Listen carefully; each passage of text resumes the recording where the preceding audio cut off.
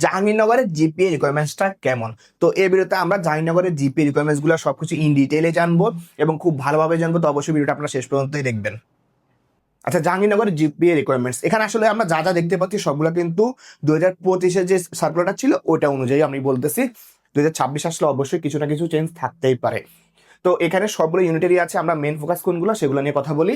আমাদের main focus হচ্ছে B unit, C unit, E unit এবং আইবি ইউনিট, যেহেতু তো ওগুলো নিয়ে একটু আমরা জেনে নেই। বি এবং সি ইউনিটেরটা একসাথেই ছিল লাস্ট ইয়ার। এখানে আপনি যদি সায়েন্স থেকে পরীক্ষা দিয়ে থাকেন তো আপনার টোটাল লাগবে হচ্ছে 8.50। তবে আবার আলাদাও চাচ্ছে কি দেখেন, আলাদা মিনিমাম আপনার 3.5 করে থাকতে হবে। তার মানে আপনার এসএসসিতে মিনিমাম 3.5, এইচএসসিতে মিনিমাম 3.5, তবে টোটাল থাকতে হবে কত, অ্যাটলিস্ট 8.5, 8.5। আবার আপনি যদি হয়ে থাকেন বিজনেস অথবা হিউম্যানিটিসের, মানবিক বা ব্যবসার হয়ে থাকলে টোটালি 7.5 লাগবে এবং আলাদাভাবে লাগবে হচ্ছে 3.5 করে। ওকে, তো আশা করি একটু জিনিস সবাই আমরা বুঝতে পারবো। আলাদাটাও মিলাইতে হবে, টোটালটাও মিলাইতে হবে। তারপর হচ্ছে C1 ইউনিট, এখানেও আপনার টোটালি লাগবে হচ্ছে 7.5। এখানে আবার সবার ক্ষেত্রেই সেম, হ্যাঁ, সায়েন্সের হন, কমার্সের হন, মানবিকের হন, সবার জন্য 7.5 চাইছে এবং টোটাল 7.5 হলেও আলাদাভাবে হচ্ছে 3.5 করে থাকতে হবে। ইউনিটের জন্য কেমন, ইউনিটের জন্য আমাদের হচ্ছে টোটালি 8, তবে আলাদা করে কত, আলাদা করে থাকতে হবে আমাদের মাধ্যমিকে মানে এসএসসিতে 4 এবং এইচএসসিতে 3.5। ওকে, এগুলো কিন্তু আপনার দেখতে হবে, তা নাহলে কিন্তু আপনি অ্যাপ্লাই করতে পারবেন কিনা এটা না জেনে উল্টাপাল্টা প্রিপারেশন নিলে আপনার কাজ হবে না। শেষমেশ হচ্ছে কি, আইবিএ ইউনিটটা, ওখানে যদি বিজ্ঞানের স্টুডেন্ট হয়ে থাকেন তাহলে আপনার টোটাল লাগবে হচ্ছে 8, আলাদা করে লাগবে হচ্ছে 3.75 করে। আর যদি আপনি মানবিক বা ব্যবসার বা অন্য যে কোনো গ্রুপের হয়ে থাকেন টোটাল লাগবে 7.5, আলাদা করে লাগবে 3.5। এটা হলো আপনার টোটাল বা সিঙ্গেল সিঙ্গেল কেমন জিপিএ দরকার। আবার আমাদের কিন্তু এখানে আবার অনেক প্যাচ আছে, এখানে আবার প্রত্যেকটা ডিপার্টমেন্টের জন্য আলাদা আলাদা হিসাব আছে, ওটা একটু দেখি। এই যে আসেন মেইন প্যাচের জায়গাটা, যেমন আমাদের বি ইউনিট টোটালটা তো মাত্রই দেখছি, আলাদা আলাদা এসএসসি থেকে কত, এইচএসসি থেকে কত, টোটাল কত। আবার দেখেন প্রত্যেকটা ডিপার্টমেন্টের জন্য আলাদা আলাদা রিকোয়ারমেন্ট আছে। যেমন আমি একটা যদি বলে দিই, সেটা হচ্ছে দেখেন, ইকোনমিক্স যদি আপনার পেতে হয়, আপনার ইংলিশ এবং গণিত, পরিসংখ্যান, অর্থনীতি এবং হিসাব যে কোনো একটা, মানে কি এটাও থাকতে হবে এটাও থাকতে হবে, এগুলোর থেকে যে কোনো একটা, এবং প্লাস ইংরেজি, দুইটাতে মিনিমাম A-। তার মানে আপনার যদি এর থেকে কম থাকে আপনি আর শুধু শুধু অ্যাপ্লাই করেন না, মানে অ্যাপ্লাই করলে অ্যাটলিস্ট অর্থনীতি পাবেন না। আর বাকিগুলো এখানে লেখা আছে।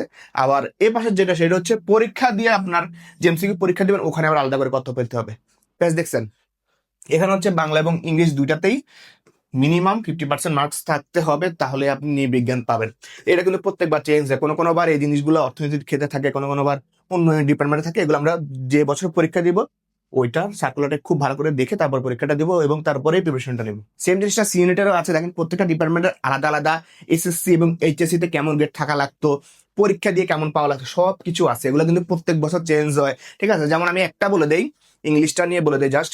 ইংলিশে দেখেন আপনার এসএসসি এবং এইচএসসি দুইটাতেই ইংলিশে পৃথকভাবে এ থাকতে হবে। তার মানে আপনার যদি এর নিচে থাকে শুধু শুধু অ্যাপ্লাই করেন না, মানে অ্যাটলিস্ট আপনি ইংলিশটা পাবেন না। এবং এখানে খেয়াল করার বিষয় দেখেন, অন্যগুলোতে আবার A- পর্যন্ত এক্সপেক্ট করতেছে, আবার বাংলাতে বিও অ্যাকসেপ্ট করতেছে। তার মানে যার ইংলিশে মোটামুটি অনেক খারাপ, মানে অ্যাটলিস্ট বি আছে, ওইখানে অ্যাপ্লাই করে শুধুমাত্র বাংলার জন্য পরীক্ষা দেবে, এটা কিন্তু মাথায় রাখেন।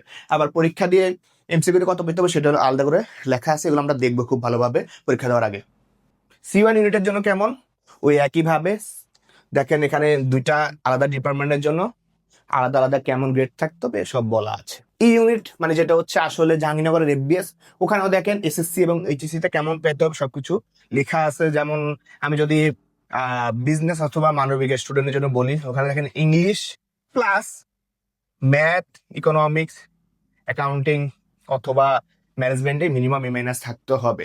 যারা এফবিএস এর পরীক্ষা দেবেন এই জিনিসগুলো একটু খেয়াল করেন। আর যারা সায়েন্সে তাদের ক্ষেত্রে ম্যাথেও এবং ইংরেজিতেও দুইটাতেই মিনিমাম A- থাকতে হবে, আদারওয়াইজ আপনি পরীক্ষা দিয়ে কোনো লাভ হবে না, শুধু শুধু টাইম ওয়েস্ট, টাকা ওয়েস্ট। জাহাঙ্গীরনগর আইবিএ তে কেমন জিকে রিকোয়ারমেন্টস ছিল লাস্ট ইয়ার, যদি আপনি সায়েন্সের হয়ে থাকেন আপনার ইংলিশ অ্যান্ড হায়ার ম্যাথ অথবা পরিসংখ্যান মানে স্ট্যাটে আলাদাভাবে অ্যাটলিস্ট A- থাকতে হবে। আর যদি আপনি মানবিক, ব্যবসায় বা অন্য যে কোনো গ্রুপের হয়ে থাকেন ওই ক্ষেত্রেও ইংলিশ তো আছে, ইংলিশের সাথে হিসাব বিজ্ঞান, অর্থনীতি, গণিত, ব্যবসায় সংগঠন বা ব্যবস্থাপনা, মানে এটা হচ্ছে আসলে ম্যানেজমেন্ট এবং ফাইন্যান্স, যেগুলা থেকে যে কোনো একটাই মিনিমাম A- রাখতে হবে। ওকে, তার মানে দেখছেন এখানে কিন্তু ডিটেলে গেলে অনেক প্যাচ আছে। তো এক কথায় হচ্ছে আপনার জিপি এর পাশাপাশি যদি প্রত্যেকটা গ্রেড ভালো হয়, তারপরে আপনার জাহাঙ্গীরনগর প্রিপারেশন নেওয়া উচিত, অ্যাটলিস্ট IBA অথবা FBS এর ক্ষেত্রে।